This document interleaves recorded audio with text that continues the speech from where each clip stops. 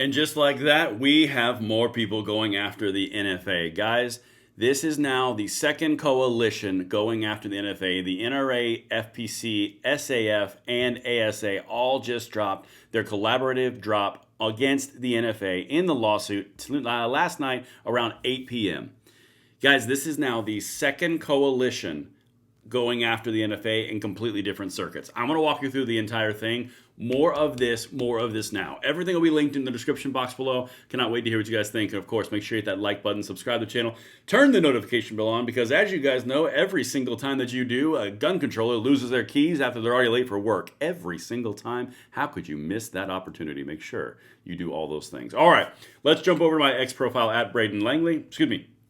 Braden Langley at Braden LOA. That's the thing, at Braden LOA. All right, let me jump you into the quick update. This is probably a shorter video on a Saturday morning, but I wanted to get it to you guys so you can know what's happening. From SAF, breaking. SAF and its partners, American Suppressor Association, National Rifle Association, and Firearms Policy Coalition, have filed a historic and landmark lawsuit challenging the NFA. In the aftermath of the signing of the Big Beautiful Bill, reducing the tax burden on many NFA items to $0, the underlying constitutional justification for the law has evaporated.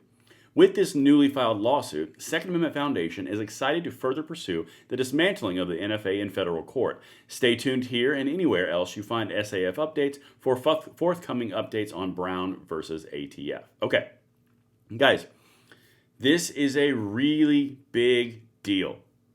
The reason that it's a really big deal, and I want to get out ahead of some things that might come out in the comments. I don't care who files it. I am glad that NRA, ASA, Second Amendment Foundation, and FPC filed one in the 8th Circuit. I'm excited that GOA and the other coalition partners for GOA are going after theirs in the 5th Circuit, because both roads lead to the ending of the unconstitutional NFA. This is why we covered what we covered so hard in the One Big Beautiful Bill. You remember when Chris Murphy in the Senate decided to try to make it a $1 tax, so that way we couldn't do this exact same thing you're seeing right now? We talked about all this in very in-depth detail. This is what they were afraid of. 2 different coalitions. We've never had coalition lawsuits like this before. 2 separate coalition lawsuits going in different circuits pursuing the exact same goal, the elimination of the NFA, because the tax is now gone. This is a big deal, guys. I mean, you can hate one group, you can love one group, you can say whatever you want to say. The fact that this many things are going in that direction, it only increases the odds of our outcome. All right? Let me get over to, I believe this is one's NRAs. Breaking. Today, NRA proudly joins AM Suppressor 2A FDN and Gun Policy and Prime Protection at St. Louis Tactical Boutique in filing a lawsuit to challenge the constitutionality of the NFA in federal court. We've made significant progress with eliminating the burdensome taxes on NFA items, but we aren't finished yet. And there you can see it. Lawsuit filed. Leading Second Amendment groups file lawsuit challenging the constitutionality of the National Firearms Act. We now have 2 coalitions going after the sacred cow of the NFA because of the work that was done in the One Big Beautiful Bill. Was it 100% perfect and an absolute victory 100%? No. But was it something that can be used for a victory later? Yep, right here. The tax now being 0 effectively nullifies the effectiveness of the NFA. Guys, you're in for a long road of following 2 lawsuits that could really end in the way that we want them to end. That's just the way that is, and that's an amazing thing. All right, let's get into this here. Next one from NRA. Enacted in 1934, the National Firearms Act has infringed on law-abiding Americans' rights for almost an entire century. As NRA ILA Executive Director Jay Comerford puts it, we look forward to finishing the job with our partners. And that's the same thing that I just showed you a second ago.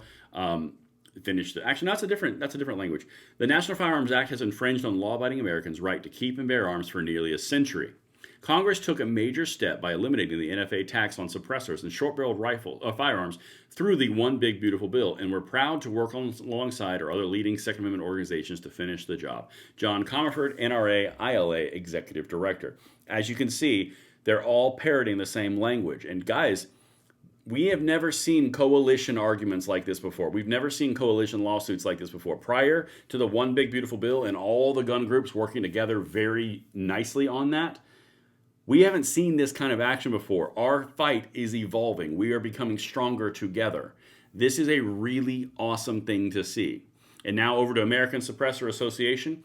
Breaking. We're taking the fight against the NFA to federal court. Today, ASA joined NRA, and the same people, and Prime Protection St. Louis Tactical Boutique in filing a joint lawsuit challenging the constitutionality of the NFA. So it's the same language as the NRAs.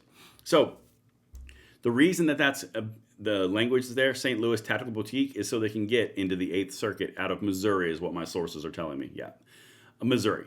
So when you've got one in the 8th and one in the 5th, you are now going down a road of favorable courts. And by the way, Missouri has Andrew Bailey as the Attorney General.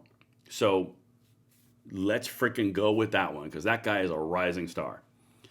Bottom line, and this is the important piece to this, if we change our mindset just the littlest bit from a standpoint of 100% or 0%, and we start aiming for 100% and we settle at minimum at 51%, not happy with it, but minimum 51%, guys, just like casinos, we will win every single time. It's only a matter of time.